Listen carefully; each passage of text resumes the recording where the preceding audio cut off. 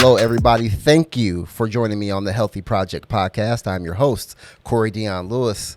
I have my first guest of 2024, a man I've known for a long time. He has a lot behind his name, but what I know Ben for the most is he is a man of coffee and community, a community and coffee, and all things entrepreneurship. Ben McDougal, thank you so much for being here, man. I appreciate you. Corey, it's great to be here. I've looked forward to sitting in and sharing some space with you ever since this creative season began. Yeah. So cheers to all the remarkable evergreen conversations you've hosted, and it's a treat to be here. Yes. So I told this story before, but I haven't told it on my platform because it's your first time being here. But the first time I connected with you, and it was, you probably remember, after I've already told you before, but it was so funny. It was my entry into finding community around entrepreneurship. This was 2010, 2011, and I had a platform. I had an idea called Gamify Wellness, and I wanted to create this game around wellness, and I didn't know what I was doing, but I was trying to find people. And this was when LinkedIn was not the LinkedIn that it is now, and we had a bunch of people connected. I connected with you. And I was like, I think I connected with you because you had something about gaming in your title. That's right. But it had nothing to do with what I was doing. This was console gaming, like Yes. Halo, Guitar Hero days. So I'm like, yo, I'm going to connect with this guy. Yeah. Maybe I can figure something out. And then I messaged you, and you wrote back, and you said, I'll never forget it. I don't know how I can help you, but I'll meet you for coffee. That's about it, man. I just came from coffee that had no reason or agenda, right? And, just to jump into the meat, like you ask what gets me up every day. And I think about like the serendipity that awaits us, when you're willing to say yes to adventure, when you have less objectives, when you are generous with your time in a way that invites some interesting collisions, maybe not knowing why, but knowing that if you say yes, it introduces that opportunity. And so I think I've always enjoyed meeting new people and find it interesting to learn how people spend their time. And boy, the amount of understanding that folks who are willing to do such activity, the simple act of showing up requires initiative.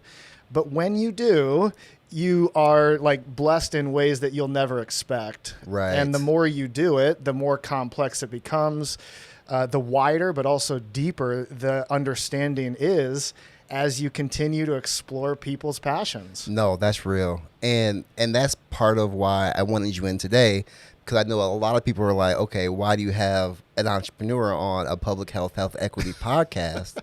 And I was thinking this has been something that has been on my mind for probably a year. And when we're talking about social determinants or social drivers of health, income comes into play, socioeconomic status.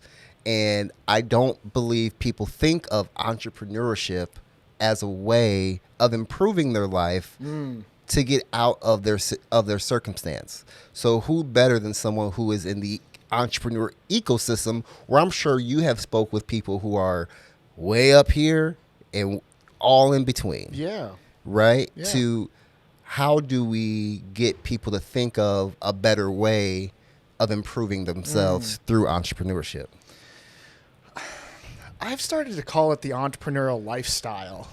And I don't want the word entrepreneurship to feel intimidating. And so when we think about like the creative spirit, when we think about the innovative mindset, that translates fairly well no matter how you spend your time. And so that might be in a health organization where it's a large group of, the team is a lot of people, and being willing to like, be the linchpin and build without a roadmap, having that entrepreneurial spirit will help existing organizations stay ahead of the innovation curve, no matter the industry. Then you start to like look at activating people's passion and different types of capital when you're encouraging them to explore areas outside of what they're getting paid to do, knowing that that energy can translate into more action, in their existing role.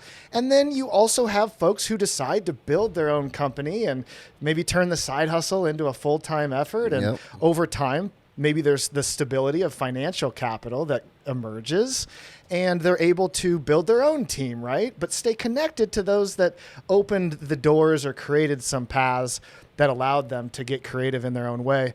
I'll jump to a fun paradox. Do you think everyone has I'm sorry, I jumped to my answer.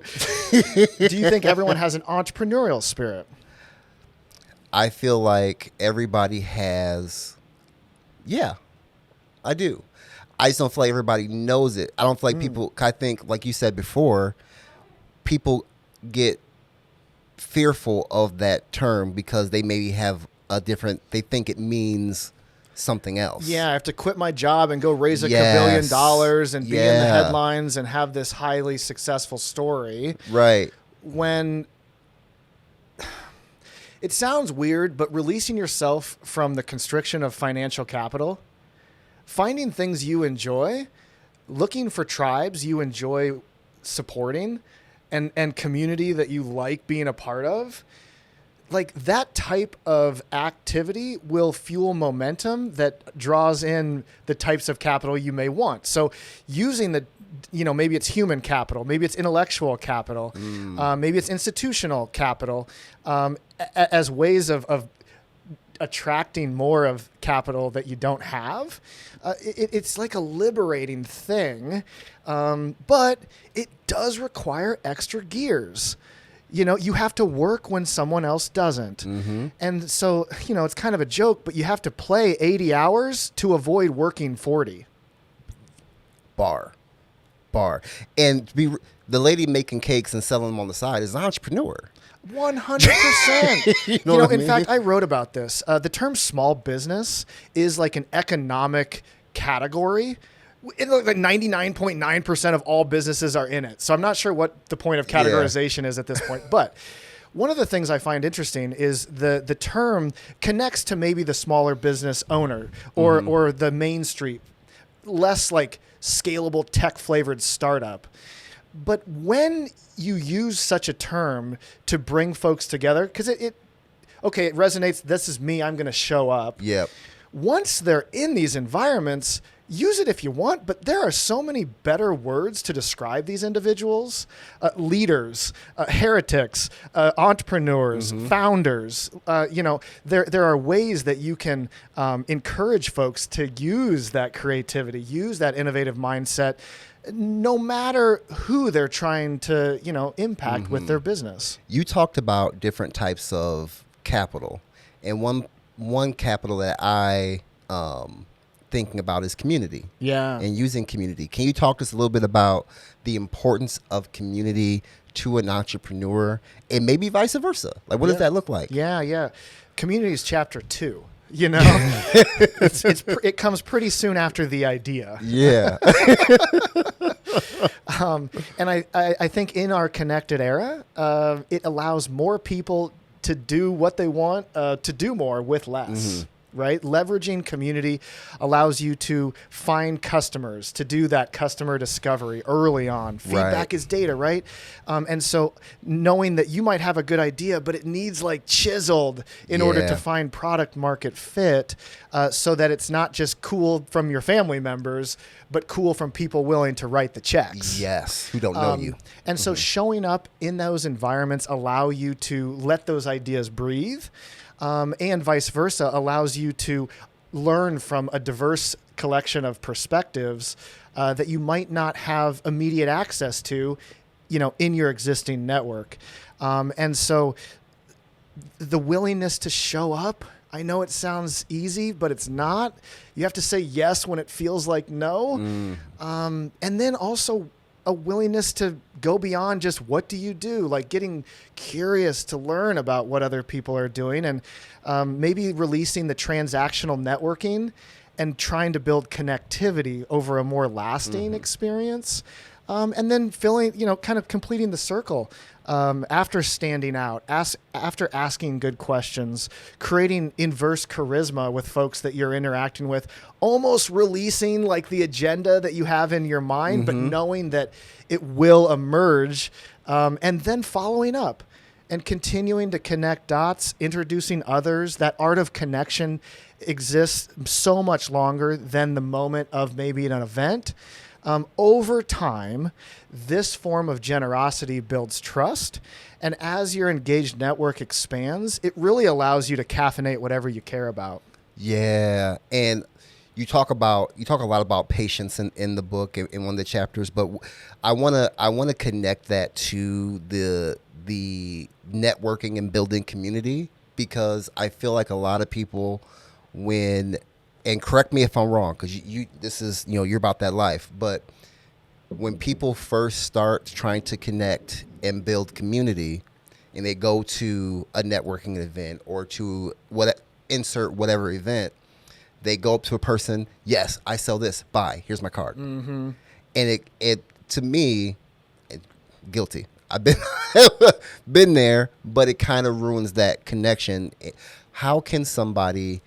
What is the first thing somebody should do or can do to start to build their community, or even find a community that will be supportive and understand? Yeah, I mean, showing up and having a variety of conversation starters that aren't "what do you do?"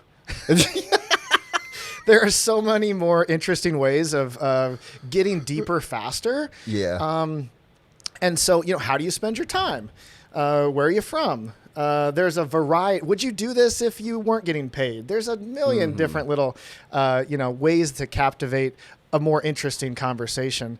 But I also think that there's probably value in thinking about the reality that this first degree of interaction probably doesn't get you the value that you look for. And so trying to drive home a sale right in the transactional moment is so uncommon.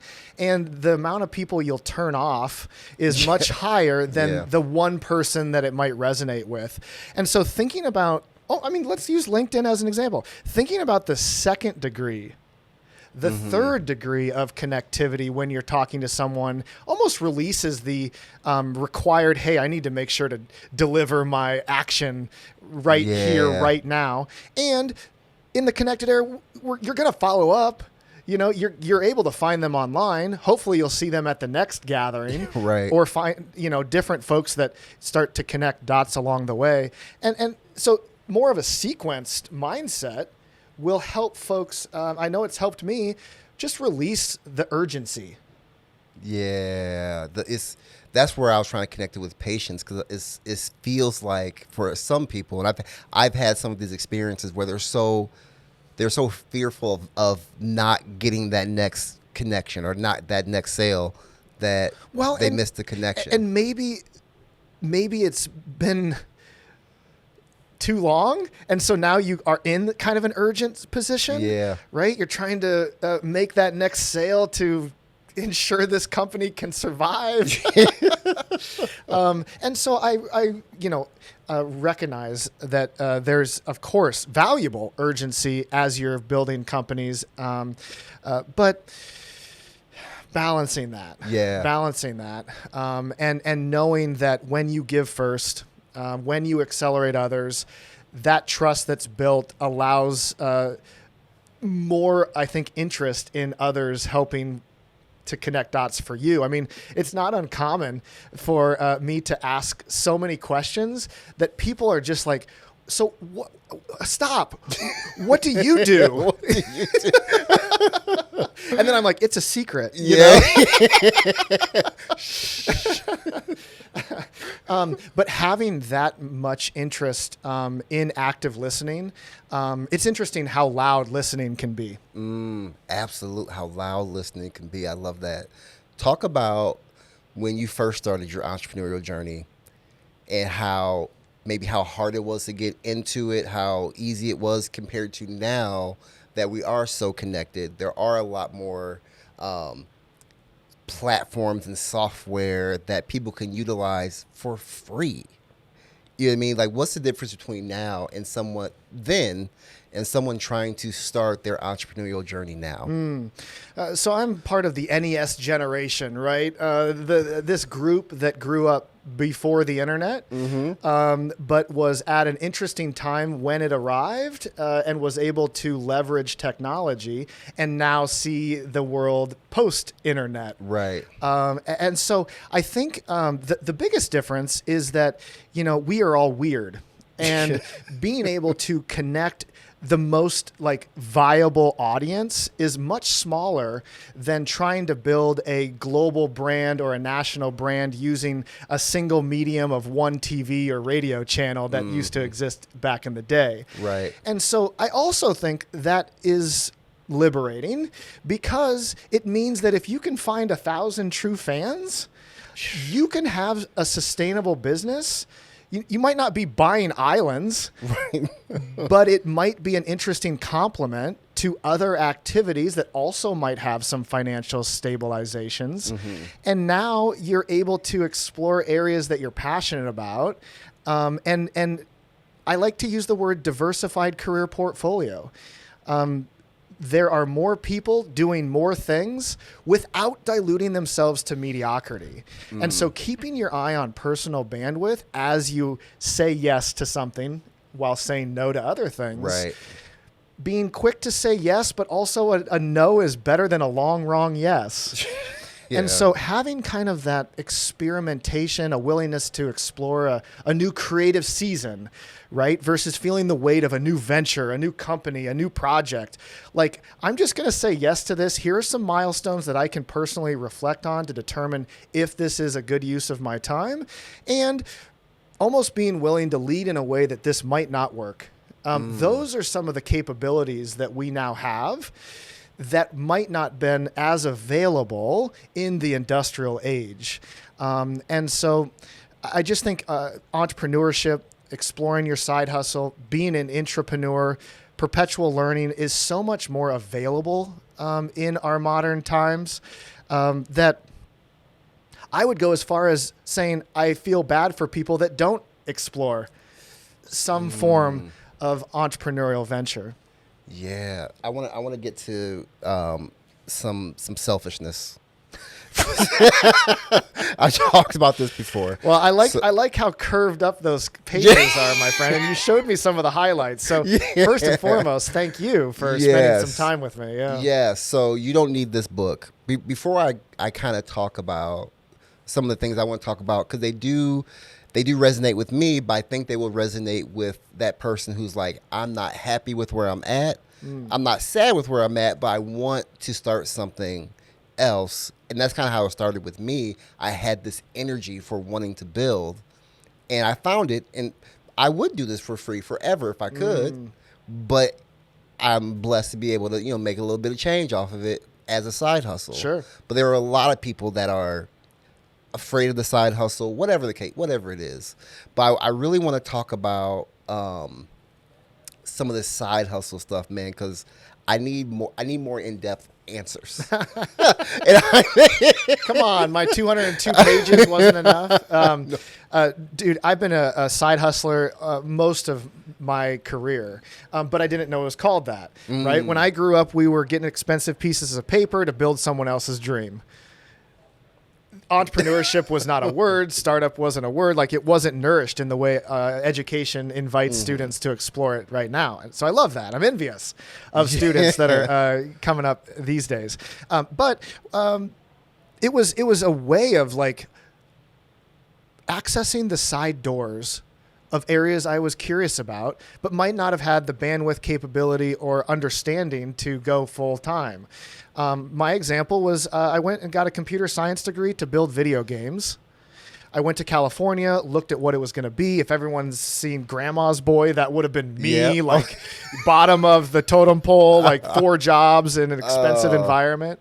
Came back and fell into internet development instead. But I didn't realize that you could build something and activate the area that you were so passionate about with something that you crafted on your own through community, in fact, right? So we built a social network back when MySpace was cool for video game enthusiasts. And so it invited people, to have profiles, to share their favorite games, to connect through what they cared about.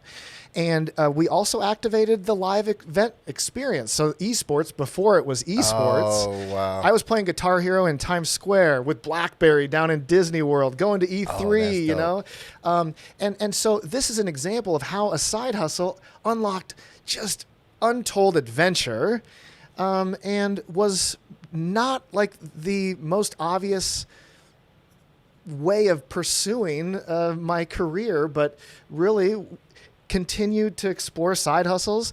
And now you've got Flightbright, which is craft beer technology. We built a electronic beer flight paddle that has a touch screen. And has nothing to do with the platform. I love the logo. The logo is just the logo dope. is sweet. The logo that's a whole story. But everyone wanted to make it beer, because our first embodiment was for craft beer.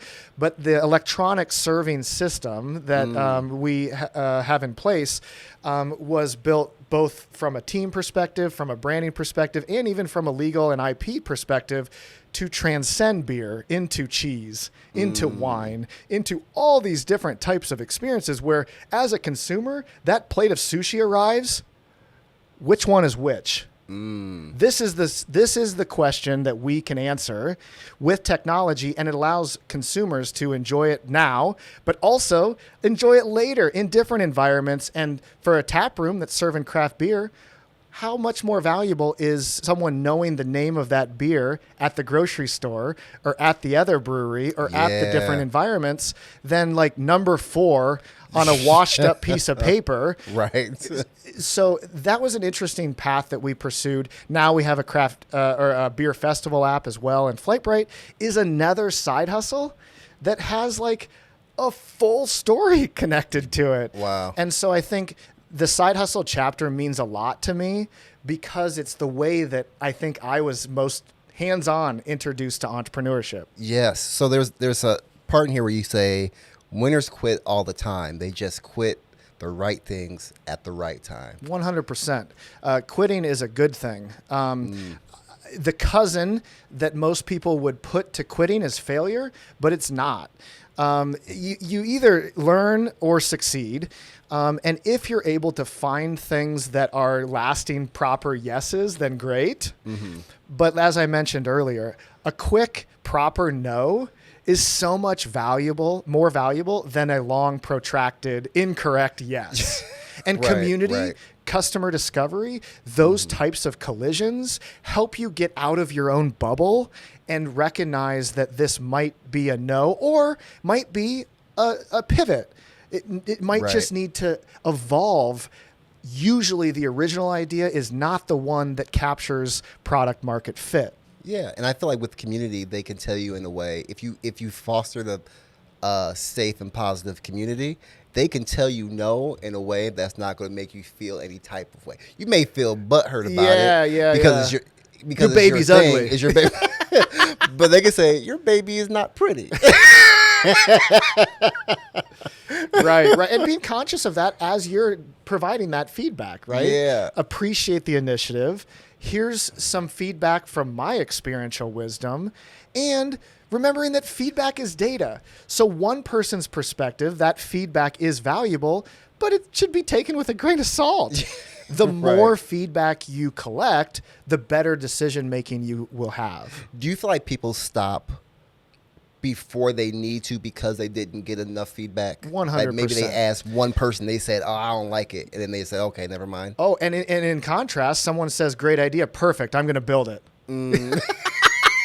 That's all I needed. Just one more person. Just one more person. Yeah. I mean, I would suggest that customer discovery is ongoing. And so being willing to invite those collisions and also sharing those back with folks who are just as passionate about what they're building as you are with yours. I think that's another huge value when you think about interacting with community. And honestly, customer discovery is the work. And it always is. It just, there's other things that emerge as the journey continues. Right, right. So there's another one here I want to talk about really quickly, and it's about patience. And you said the luxury of not needing to make money can lead to crippling procrastination. Indeed. Woo. Yeah. It's bar. I wish I had sound effects right now.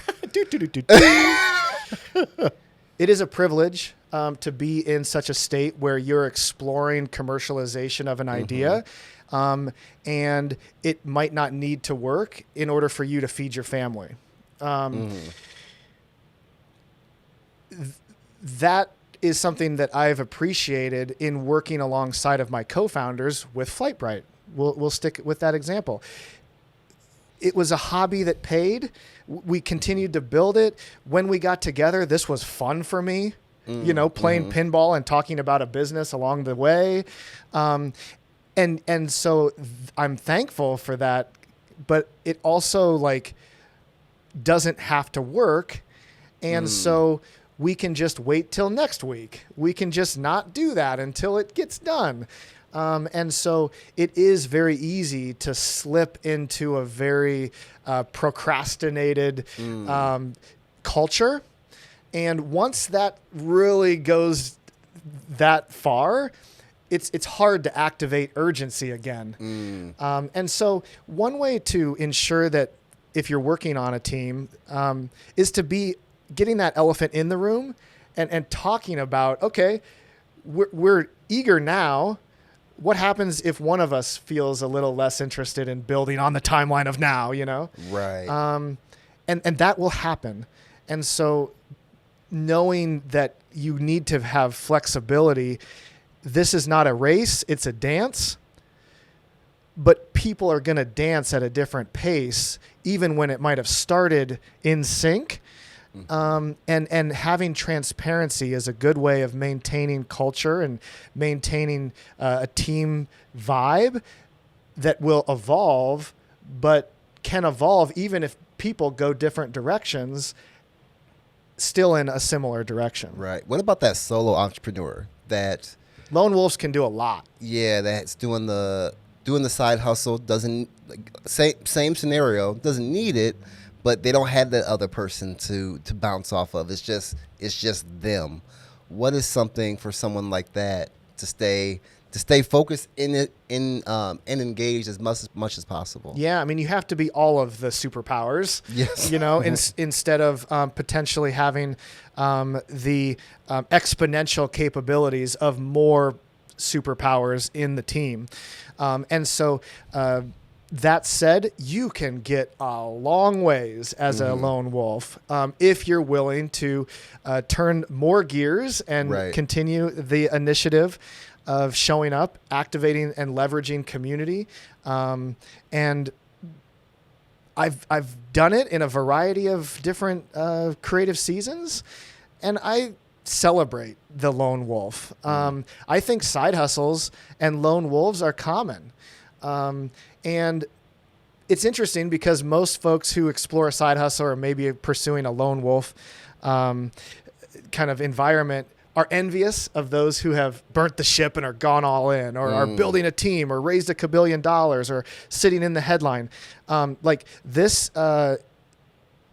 it creates a sense of envy for folks, but know that other folks are envious of your flexibility, your nimble nature. Maybe you have stability of a full-time job. Must be nice to have health insurance, right? Exactly.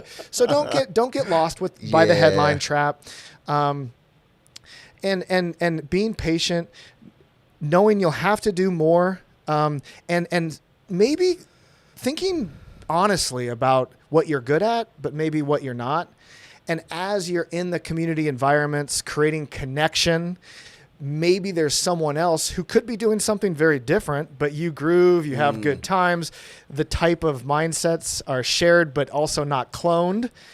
Maybe that co-founder emerges. Maybe that new team member emerges over time, versus maybe the rushing into a bad idea because I think I need to have a second person or that third person in order to feel a sense of legitimacy. Right. What do you feel? Thank you for that, because those that was great. There's so many more highlights, but I'm gonna be mindful of your time. Whatever. This is 3 hours. But I want to know more, and you probably answered this question for me before, but I want to know more about your connection to this book. What was it about this book that made you say, I have to write this? The potential regret of not synthesizing. My understanding as from like my own experiences, but perhaps more importantly, what I've learned from others. I've been having coffee at 1 Million Cups every Wednesday for over 10 years. As an entrepreneur, I've been active in all the other, ecosystem activities for so long.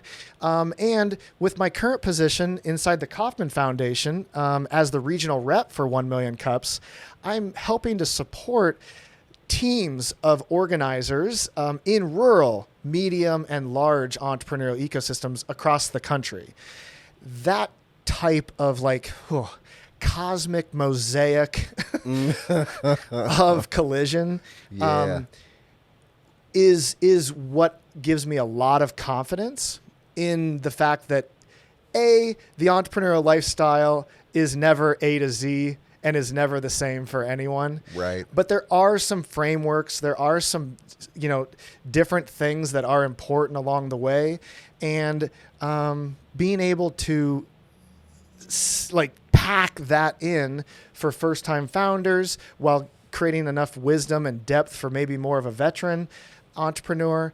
I knew I could do it, and I was thankful that I was able to release that potential regret by synthesizing this, even if it was just for my little startup that pays in love. Pays in love. I love it. For somebody that is listening that wants to, they're like, hey, I'm ready, Ben. I got the idea. Let's go. I got the passion. Yeah. Where do I start? Who do I talk to? What should be their first step, their next step? Let me take a look at the table of contents because it says. So chapter 1 is ideation. And learning how to listen, training your brain, exploring the opportunities that we all have to think about creative things, solving problems, and looking at the world in a positive some way. Then community. So we've already talked a lot about that, getting into the mix, doing some research. This is an interesting shift. Don't hope it doesn't exist. Talk about that. What do you mean? Try to find it. Yeah. Okay. Yeah. Try to find it. Try to find the name that you've fallen in love with too soon. Yeah. You're just avoiding future complications if you can be honest earlier. And that's not an uncommon misstep. And so view the competitive landscape. Appreciate what's there. Think about wrinkles that would separate you. And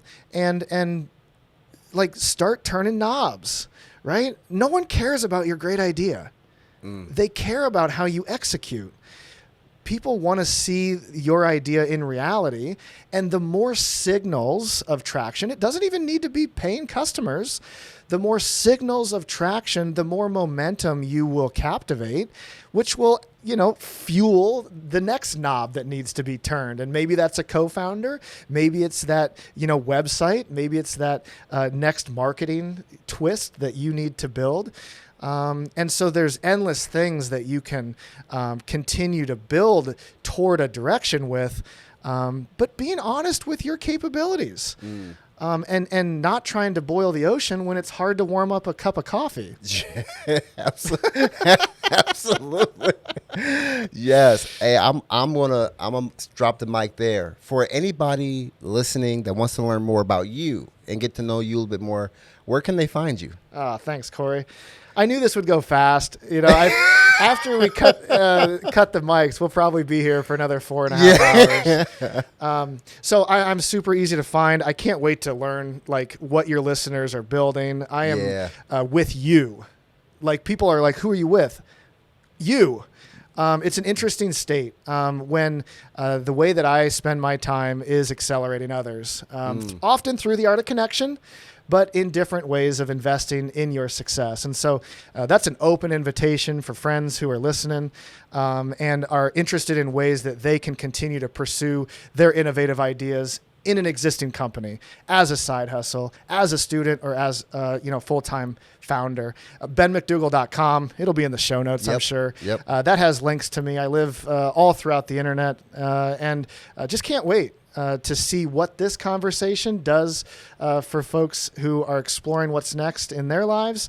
And I guess I'll wrap it with the way that I sign all my books and even say goodnight to the little one. May the best of your todays be the worst of your tomorrows. Oh, that's it. Ben, appreciate you.